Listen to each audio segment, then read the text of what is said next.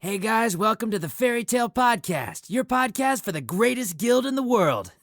I'm getting all fired up just thinking about this episode.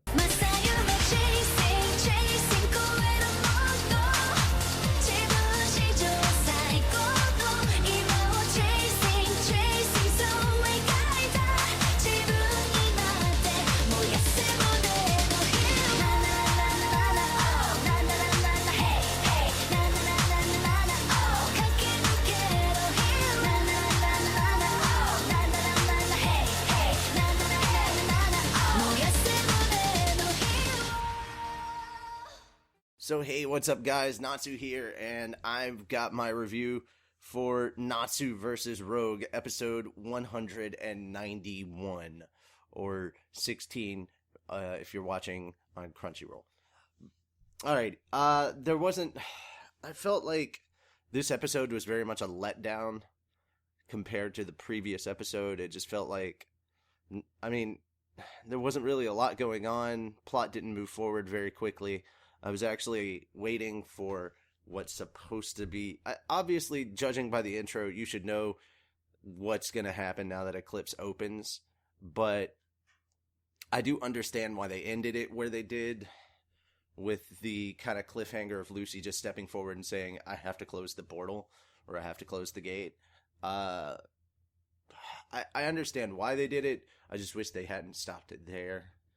There was a lot more to go through, but I'm going to go ahead and try and get through some of my comments that I had when I was watching the episode. The Natsu Rogue fight was okay. It wasn't good. I thought that the fight between Rogue and Gagil was actually better than the fight between Natsu and Future Rogue. And I'd forgotten a lot about this particular fight at the beginning because of things that happened later on. So I was kind of wondering where they were taking it, if this was new, but I think they adhered pretty well to the manga. I can't remember 100% for sure. It's been a while. I should probably go back and reread some of those old chapters just to refamiliarize myself with upcoming episodes and be able to actually compare back and forth whether the manga or the anime did a better job in portraying these different elements. But for the most part, the Mira Jane and Yukino moment was very, very cute. I like that. When it came to actually the king talking to all the different guilds and seeing the different guilds, I don't know what happened. I don't know if the budget ran out or something. But the facial animation on the characters just looked appalling. And considering that I've actually had a pretty high opinion of the animation of Fairy Tail's new series so far, this was just a huge letdown. Like, it was bad animation of all the guild members during the Eclipse announcement, man. It was just, go back and rewatch it, or pause on the scene where they're doing that. Oh my god. Alright, secondly, there's something that I've been saying on the podcast for a while now, that the king was actually the pumpkin, and they're like, oh no, it's not him, and then he just slips out with Kabul, and I'm like, told you! So, yes! Ha ha ha! The anime proves me right on that as well. I was pretty sure they let a little slip out on the manga version too, but yeah, you could tell from like just the size of the king and everything. Dude, he's the pumpkin. He's the pumpkin announcer. Alright, my last thought, because I didn't have a lot. I didn't see anything to really write about, both positive or negative.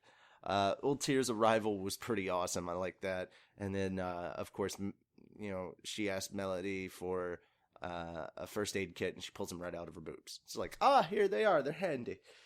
I give this one, honestly, with the bad animation and everything, I give this 1.5 stars.